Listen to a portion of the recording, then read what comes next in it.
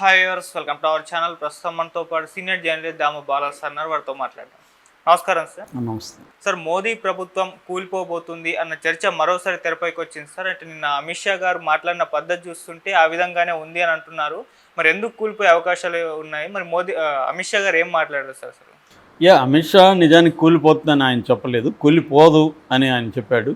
ఎవరైనా ఇప్పుడు కూలిపోదని చెప్తున్నారంటే ఎందుకు చెప్తున్నారు అనేది మనం నిజానికి కూలిపోవాలన్నప్పుడు కూలిపోదు అని ఎందుకు చెప్తారు అంటే ఎక్కడో ఒక టెన్షన్ ఉంది అనేది ఇప్పుడు నేషనల్ వైడ్గా మీడియా అనలైజ్ చేస్తుంది.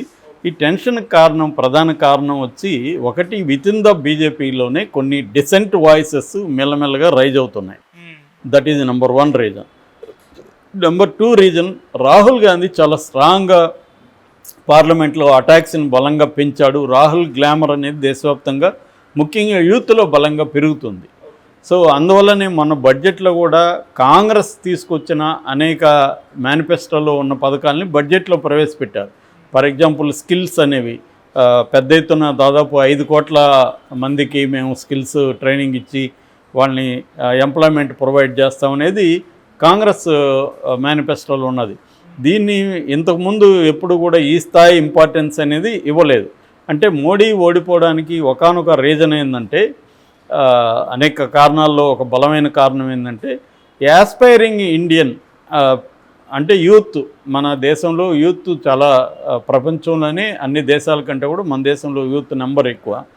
సో ఈ యాస్పైరింగ్ యూత్ వీళ్ళని అడ్రస్ చేసి వీళ్ళకి ఉద్యోగాలు ప్రొవైడ్ చేయడంలో ఫెయిల్యూర్ అయిందని రఘురామ్ రాజన్ లాంటి ఎకనామిస్టులు, అభిజిత్ బెనర్జీ లాంటి ఎకనామిస్టులు కూడా ఎప్పటి నుంచో చెబుతున్నారు. దీన్ని మీరు అడ్రస్ చేయండి, మీరు ఎంతసేపు చిప్పుల తయారీ ఇటువైపు మీద మాత్రమే చేస్తున్నారు. యూత్ని స్కిల్స్ డెవలప్ చేసిస్తే ప్రపంచవ్యాప్తంగా మనం సప్లై చేసే పరిస్థితులు ఉన్నాము. వీళ్ళకి వరల్డ్లో కంపీట్ చేసే స్కిల్ సెట్ లేదు అనేది వాళ్ళు ఎప్పటి నుంచో చెప్తున్నారు. ఎంప్లాయ్మెంట్ మీద చేయమని చెప్తున్నారు. ఎందుకంటే ఫర్ ఎగ్జాంపుల్ రఘురామ్ రాజన్ చెప్పాడు, 13 లక్షల పైగా వీళ్ళు ఇంజనీరింగ్ గ్రాడ్యుయేట్స్ తయారవుతున్నారు ఎవ్రీ ఇయర్. వాళ్ళల్లో సగానికి పైన అన్ఎంప్లాయబుల్ అయిపోయారు. అంటే వాళ్ళకి ఉద్యోగాలకు సంబంధించిన స్కిల్సే లేవు. అంటే ఆ ఇంజనీరింగ్ కాలేజీలు అంత ఎఫెక్టివ్గా లేవు. ప్రతి ఒక్కడు షెడ్యూల్ వేసి పెట్టేస్తున్నారు, స్కిల్స్ ఇవ్వట్లేదు. కాబట్టి దీని మీద ఫోకస్ చేయండి, క్వాలిటీ ఎడ్యుకేషన్ మీద ఫోకస్ చేయండి, ఇంటర్నేషనల్గా కాంపీట్ చేసే ఎడ్యుకేషనల్ ఇన్స్టిట్యూట్స్ని డెవలప్ చేయండి అనేది రఘురామ్ రాజన్ లాంటి వాళ్ళు ఎప్పటి నుంచో చెప్తున్నారు. ఆయన్ని ట్రోల్ చేశారు. ఇప్పుడు దానికి బడ్జెట్లో పెద్దపీట వేశారు.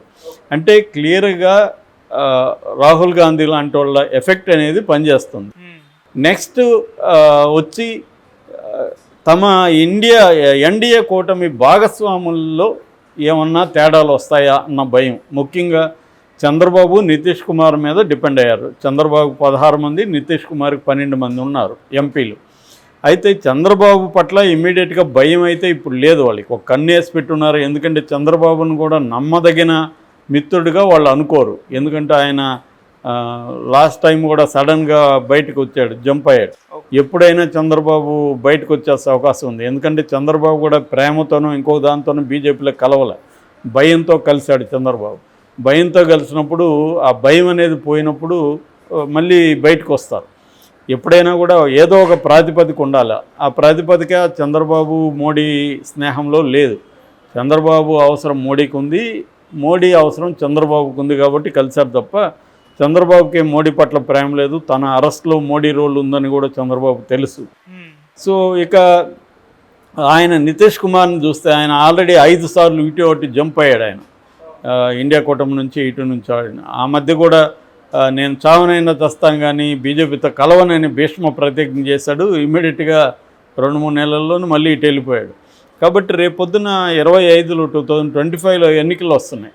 ఎన్నికలు వచ్చినప్పుడు ఆయన అటు జంప్ అవడానికి గ్యారంటీ లేదు లోకల్గా. ఎందుకంటే ఆల్రెడీ ప్రశాంత్ కిషోర్ అక్కడ దింపింది, బీజేపీనే దింపిందని చెప్తున్నారు. ప్రశాంత్ కిషోర్ టార్గెట్ ఏంటంటే నితీష్ని, తర్వాత అక్కడ లాలూ ప్రసాద్ యాదవ్ని టార్గెట్ చేస్తున్నాడు. నిన్న కూడా చెప్పాడు నా టార్గెట్ వీళ్ళిద్దరని. సో అప్పుడు నితీష్ ఇండియా కూటమిలోకి జంప్ అయ్యి మళ్ళీ ముఖ్యమంత్రి కావాలని ప్లాన్ చేసినా చేయొచ్చు. సో ఇదే జరిగితే అస్థిరం అయ్యే అవకాశం ఉంది. ఆల్రెడీ జగన్ లాంటి వాళ్ళు కూడా మోడీ పట్ల కోపంతో ఉన్నారు. వాళ్ళకి విధి లేకుండా ఉండాలి తప్ప ఏమాత్రం ఛాన్స్ వచ్చినా అటు వెళ్ళిపోయే అవకాశం ఉంది. అట్లా ఇక్కడ కేసీఆర్ కానీ ఇలాంటి వాళ్ళు అందరూ కూడా అట్లా ఏమన్నా సపోర్ట్ దొరికితే ఎన్డీఏ కూటమి కూడా ముందు నుంచి ఎన్డీఏ కూటమిని మేము కూలుస్తామని ఇండియా కూటమి కూడా చెబుతుంది. మమతా బెనర్జీ ఎన్నోసార్లు చెప్పింది వీళ్ళు ఎన్ని రోజులు ఉంటారో తెలియదని. సో వాళ్ళు వెయిట్ చేస్తున్నారు ఏమాత్రం. సో ఇది అన్ని వైపులా మోడీకి ఒక ఇబ్బంది అయితే ఉంది. నెక్స్ట్ ఎన్నికలు వస్తున్నాయి. బీహారు, మహారాష్ట్ర, హర్యానా, జార్ఖండ్, ఆ తర్వాత ఢిల్లీ, ఇలాగా వరుసగా రాష్ట్రాల్లో ఎన్నికలు వస్తున్నాయి. ముఖ్యంగా మహారాష్ట్రలో సమీకరణాలు వేగంగా మారే అవకాశం కనబడుతూ ఉంది. శరద్ పవార్ టాక్టిక్స్ని ఎదుర్కోవడానికి బీజేపీ ఇబ్బంది పడే అవకాశం అక్కడ కనబడుతూ ఉంది. సో ఈ కాంటెక్స్ట్లో మోడీకి ఎదురుగాలి అనేది వీస్తుంది. విత్ ఇన్ ద పార్టీలో ఇటు యోగి కానీ ఇటు నితిన్ గడ్కరీ డిసెంట్ వాయిస్లు మొదలుపెట్టారు. గడ్కరీ మొన్న ఓపెన్గా నిర్మలా సీతారామన్కి ఓపెన్గా లెటర్ రాసి హెల్త్ అండ్ మెడికల్ ఇన్సూరెన్స్కి సంబంధించి ప్రీమియమ్స్ మీద మీరు జీఎస్టీ వేస్తున్నారు, ఇది దారుణమైన విషయం, దాన్ని మీరు తీసేయండి అని ఓపెన్గా ఆయన చెప్పాడు. 18% ప్రీమియమ్స్ మీద వేయడం కరెక్ట్ కాదు, ఎల్ఐసి అంటేనే అనిశ్చితి కోసం పెట్టేది, ఆ ఉద్యోగ సంఘాలు కూడా వచ్చి నా దగ్గర చెప్పారు అని ఆయన ఓపెన్గా ఒక ఆర్థిక మంత్రి విత్ ఇన్ ద పార్టీలో, ఇది ఇంతకుముందు లేదు. అట్లాగే ఆర్ఎస్ఎస్ మోహన్ భగత్ కూడా మోడీని విమర్శించాడు ఇండైరెక్ట్గా. సో ఇంకొక పక్క మోడీకి యోగికి మధ్య కోల్డ్ వార్ నడుస్తుంది. సో ఈ కాంటెక్స్ట్లో విత్ ఇన్ ద బీజేపీ ఫ్రేమ్వర్క్లో, విత్ ఇన్ ద ఆర్ఎస్ఎస్ ఫ్రేమ్వర్క్లో బీజేపీకి ముఖ్యంగా మోడీకి యాంటీ వేవ్ అనేది ఒకటి ఉంది. సో ఈ ఒకవైపు అది కానీ బలం అయితే రేపు అమిత్ షా కూడా అటు జంప్ అవ్వడానికి గ్యారంటీ లేదు. ఇప్పటివరకు అమిత్ షా మోడీతోనే ఉన్నాడు, కానీ రేపొద్దున అమిత్ షాని పీఎం చేస్తానంటే అటు జంప్ అవడా అనేది చెప్పలేము.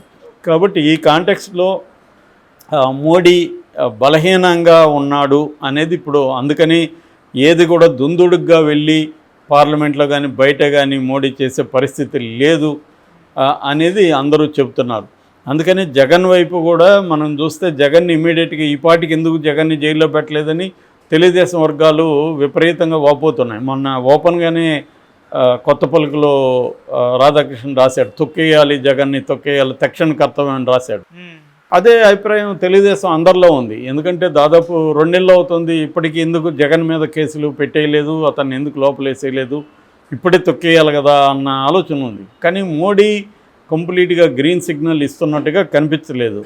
సో ఎందుకు అంటే మోడీకి ఉన్న బలహీనతలు అనేవి బాగా పెరుగుతున్నాయి. ముఖ్యంగా నార్త్ ఇండియాలో ఏదైతే సపోర్ట్ అనుకున్నారో అయోధ్య లాంటి దాంట్లో ఓడిపోవడం కూడా షాక్ కదా. అక్కడ ఉత్తరప్రదేశ్లో బాగా దెబ్బతినింది, మహారాష్ట్రలో దెబ్బతినింది. ఇటువంటి ఒక కాంటెక్స్ట్లో ఇప్పుడు మోడీకి ఎదురుగాలైతే ఉంది. ఎన్డీఏ కూటమి ఇప్పటికిప్పుడు పడిపోతుందని చెప్పలేం, కానీ ఏం జరుగుతుందో మాత్రం ఖచ్చితంగా చెప్పలేము. ఎందుకంటే రాహుల్ గాంధీ చాలా స్ట్రాంగ్ అవుతున్నాడు రోజు రోజుకి. పార్లమెంట్లో అతనికి చాలా ఈసారి మంచి పేరు వచ్చింది, అతను దూకుడు కానీ అతనికి. ఆల్రెడీ అఖిలేష్ చాలా గట్టిగా రాహుల్ గాంధీని సపోర్ట్ చేస్తున్నాడు. ఈ కాంటెక్స్లో మోడీకి ఖచ్చితంగా తెలియని ఒక నిశ్శబ్దంగా మోడీ యాంటీ వేవ్ ఒకటి అన్ని వైపులా మెల్లమెల్లగా పైకి వస్తుంది. అది కానీ కమ్మిందంటే మాత్రం మోడీకి ఏ క్షణంలో అయినా పవర్ ఒకసారి పోతే మాత్రం మోడీ పరిస్థితి చాలా దారుణంగా ఉంటుంది. పవర్ ఉండడం వల్ల అతను తన ఇన్వెస్టిగేటివ్ ఏజెన్సీలను ఉపయోగించుకొని భయంతోనే నడుపుతున్నాడు ఇన్ని రోజులు. ప్రేమతో నడపట్లే, ఎవరికి మోడీ పట్ల ప్రేమ లేదు, భయమే ఉంది మిత్రపక్షాలకు కూడా. సో ఈ ఒక్కసారి ఆ భయం పోయిందనుకో అందరూ కూడా యాంటీ అయిపోయే పరిస్థితి ఉంది. అది కానీ జరిగితే మాత్రం మోడీకి కష్టమే. అంటే మోడీకి ఇప్పటి వరకు నేషనల్ లెవెల్లో ఎవరు ఒక లీడర్గా ఎవాల్వ్ అయిన వాళ్ళు లేరు. ఇప్పుడు రాహుల్ గాంధీ ఆ ప్లేస్లోకి వచ్చినట్టు కనబడుతుంది. చాలామంది మెచ్యూరిటీతో మాట్లాడుతున్నాడు రాహుల్ గాంధీ, అగ్రెసివ్గా ఉన్నాడు, అఫెన్సివ్లో ఉన్నాడు. ఇటువంటి రాహుల్ గాంధీని ఇప్పటివరకు చూడలేదనే ఒక ఇది వినిపిస్తుంది. సో ఈ కాంటెక్స్లో అందుకని మోడీ బ్రాడ్కాస్ట్ బిల్లు అలాంటిది కూడా అగ్రెసివ్గా తేలేకపోతున్నాడు. ఎందుకంటే యూట్యూబ్ ఛానల్ కావచ్చు, సోషల్ మీడియా కావచ్చు, మోడీకి యాంటీగా ప్రజలని ఆర్గనైజ్ చేయడంలో, ప్రజల మైండ్ సెట్ని తయారు చేయడంలో ప్రధాన పాత్ర వహించాయి. ఇది దాన్ని కర్బ్ చేయాలనేది మోడీ ప్లాన్. అయినా కూడా గట్టిగా నిర్ణయాలు తీసుకోలేని పరిస్థితిలో మోడీ ఉన్నాడు.